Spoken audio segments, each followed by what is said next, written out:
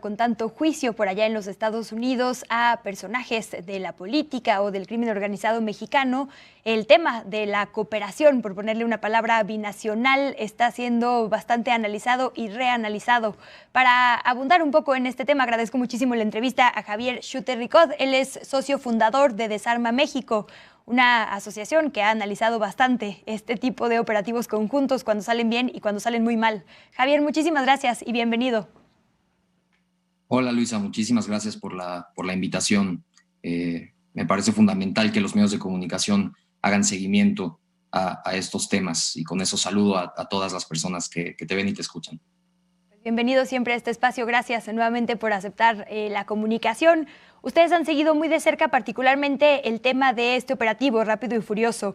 Por casi 2 sexenios se nos dijo que nuestro país no tenía conocimiento de este fallido operativo. Ahora no sabemos si es peor que no hubiéramos sabido o que sí sabíamos, ¿no? Si quieres te paso voz para que nos cuentes lo que han averiguado y por qué es importante no quitar el dedo del renglón en este tipo de relaciones binacionales.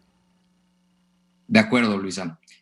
En primer lugar, quizás vale la pena decir que desde Desarma México y muchas organizaciones que analizan el fenómeno de la violencia en México, coincidimos en que la cooperación binacional es fundamental porque la responsabilidad en ese sentido es también de ambas naciones. Una buena relación con nuestros vecinos del norte es fundamental para combatir efectivamente, eficazmente, pero sobre todo ética y moralmente el tráfico de armas. Y estos últimos 2 objetivos son precisamente lo que no sucedió en la administración del expresidente Felipe Calderón Hinojosa, en la cual, como lo mencionas ahora, el famoso nombre del operativo Rápido y Furioso, que junto con muchos otros implicó el trasiego de armas de fuego de muy alto calibre a nuestro país bajo el auspicio y con el conocimiento de nuestras autoridades.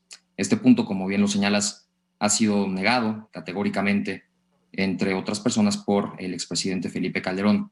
Quiero hacer un breve recuento. Nosotros en Desarma México, que es una asociación civil formada por Gonzalo Aguilar Cincer, que en paz descanse, Sergio Aguayo, que desde el Seminario de Violencia y Paz del Colegio de México, junto con gente del seminario, académicos, ha colaborado muchísimo, Miriam Morales, Santiago Corcuera, entre otras personas que conformamos esta asociación civil, resolvimos presentar el 23 de septiembre de 2014 una denuncia por los hechos de Rápido y Furioso, solicitando a la entonces PGR que se investigara.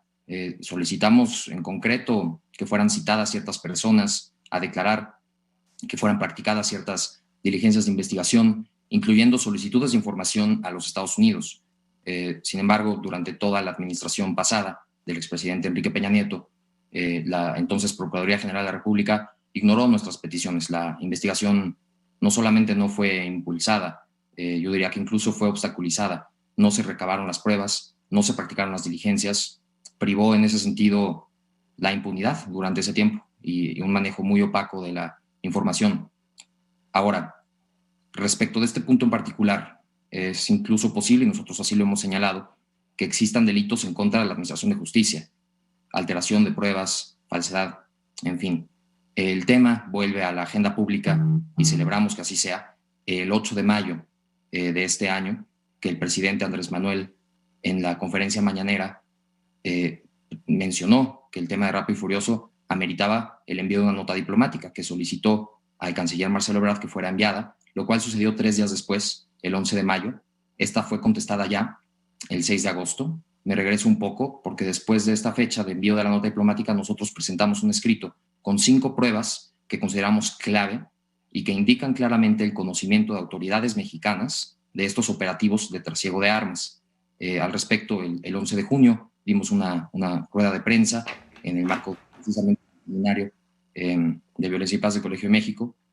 Y quisiera resaltar, primero señalar que nosotros ya fuimos citados y hemos comparecido ante la Fiscalía General de la República en relación con este escrito que presentamos.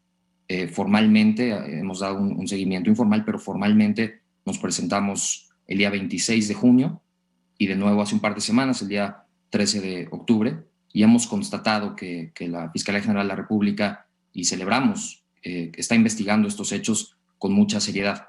Pero quisiera remarcar un punto. El 25 de junio un día antes de esta comparecencia en la que ratificamos el escrito, el periodista Carlos Loret de Mola entrevistó al expresidente Felipe Calderón.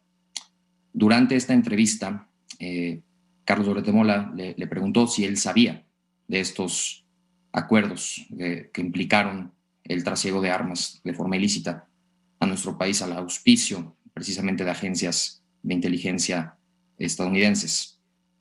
Lo que el expresidente contestó fue que no había un acuerdo para que entraran armas masivamente al país y dárselas a los criminales.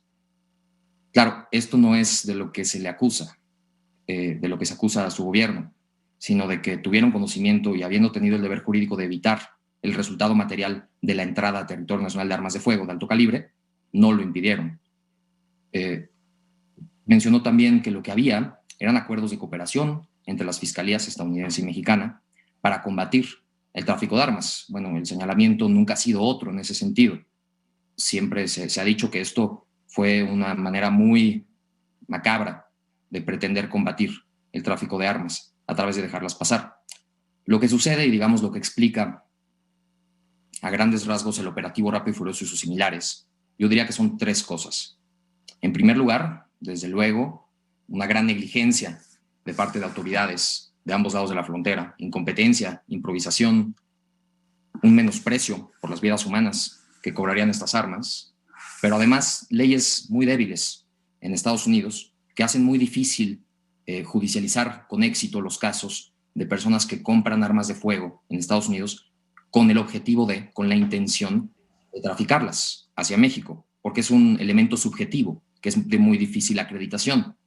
Estas leyes débiles pues, son resultado, entre otras cosas, del cabildeo que hace la Asociación Nacional del Rifle en Estados Unidos, son lo que llevaron a que se les ocurriera esta estrategia. Bueno, como es muy difícil acreditar que era con este intent de traficar, vamos a dejarlas pasar. Y cuando aparezcan en escenas de crimen en México y nos manden el número de serie de rastreo balístico del arma, entonces ya podemos decir, bueno, sabíamos que la había comprado esta persona en esta tienda o en este lugar, y ahora vemos que apareció una escena de crimen en México, y entonces podemos judicializar al respecto, y de manera muy coincidente con esto, el expresidente Felipe Calderón mencionó que efectivamente se tenían que crear mecanismos judicializables, que hubo un acuerdo para detectar el tráfico de armas y poner los mecanismos técnicos necesarios, un acuerdo para generar evidencias, una cooperación judicial. Defendió el expresidente Calderón los operativos, dijo que es lógico que se hagan estas cosas, que era necesario y que está bien. Por último, el periodista Carlos Loret de Mola le preguntó si le preocupaban estas investigaciones que se estaban llevando a cabo, y el expresidente Calderón contestó, me da risa. A nosotros no nos da risa, y yo creo que a las víctimas de los casi 1000 homicidios cometidos con armas de fuego traficadas en estos operativos tampoco les da risa. A los mexicanos no nos da risa y creemos que es algo muy serio, y en ese sentido celebramos la seriedad con la cual actualmente la Fiscalía General de la República se encuentra integrando este expediente. Como bien dices, hoy vale la pena recapitular todas estas luchas legales y por la transparencia que han tenido organizaciones como la que tú trabajas, en muchos medios de comunicación, porque ahora sabemos, qué bueno que le dé risa, pero su mano derecha en materia de seguridad está precisamente acusado en Estados Unidos de vínculos con estos cárteles que están usando estas armas que vienen de Estados Unidos, ¿no? Entonces yo diría, esto es un recordatorio de la necesidad de transparencia, porque no siempre podemos confiar en las autoridades, lamentablemente. Entonces hay que saber qué está pasando. Son vidas humanas de las mexicanas y los mexicanos. Javier, se nos fue el tiempo, pero ojalá podamos seguir teniendo esta conversación para analizar todo esto que se va sumando con el avance de los juicios, con estas notas diplomáticas y bueno, con la elección, que también seguramente traerá mucho de qué hablar en temas de seguridad. Totalmente de acuerdo, Luisa. A tus órdenes y muchísimas gracias por el espacio. Igualmente, bienvenido siempre. Gracias y muy buenas tardes. Fue Javier Schulte, le decíamos, él es uno de los fundadores, socios de Desarma México.